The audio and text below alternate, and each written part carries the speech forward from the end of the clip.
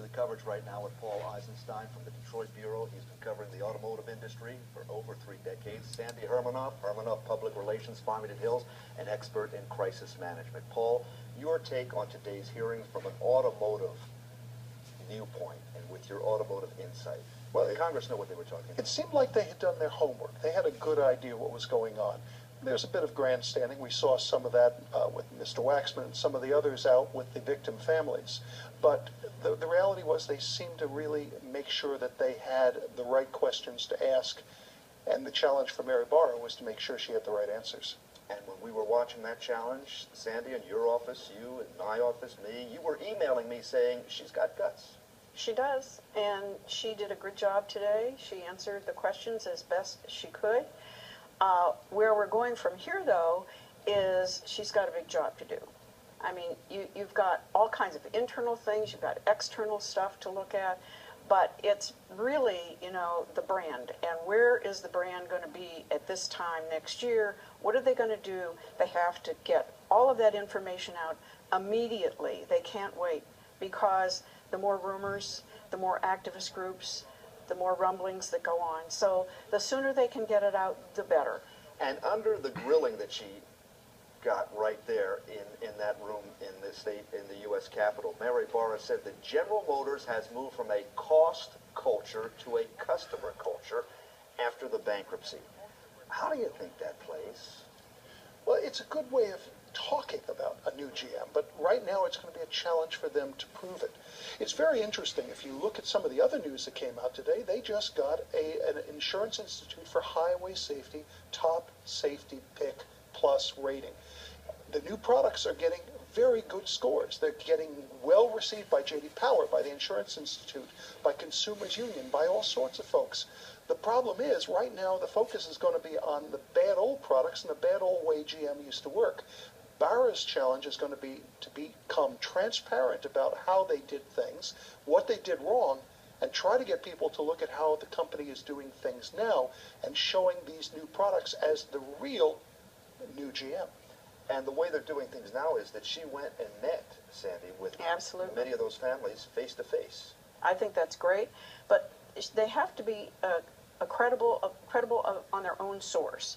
They can't let other people come in and say this is what GM should do. They have to get out there and say this is what we're doing.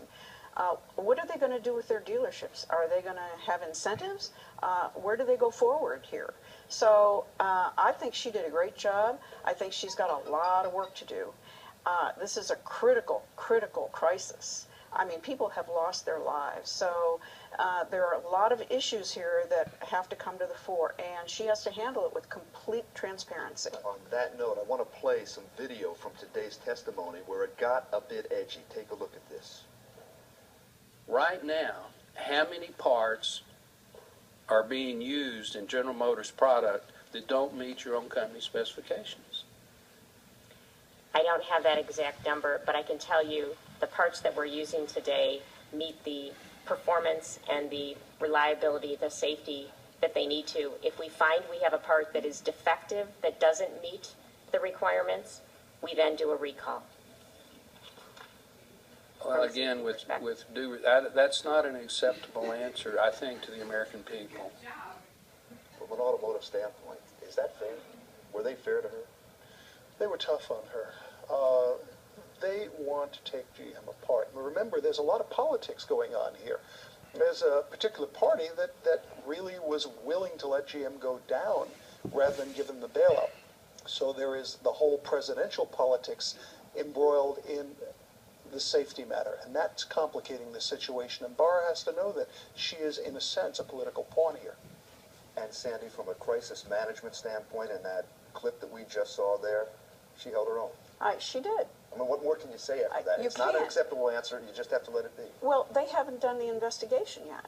So once they do the investigation, then get the information out, tell the truth, get it, know all the transparency in the world, because if it isn't, somebody's going to find it and it's going to blow up. It's going to be a long, drawn-out event, but as we wrap this up, we have to bring up the Ford issue that they had with the tires, with the Explorer, the Toyota issue. companies do recover from this, and this company happens to have a different person at the helm right now who can say, that was then, this is now, trust me. I agree with you on that. The reality is recalls have become a part of doing business in the auto industry. People are more forgiving. The deaths and the cover-ups are the problem. Mary Barra is a new face. She carries a lot with her coming into this that say, having Dan Akerson or some of the old executives might not have been able to give the credibility to being a different GM. So Barra can change the face. GM now has to prove it can stay on target, to Sandy's point, be transparent, and they can turn it around, but it's going to take a couple of years.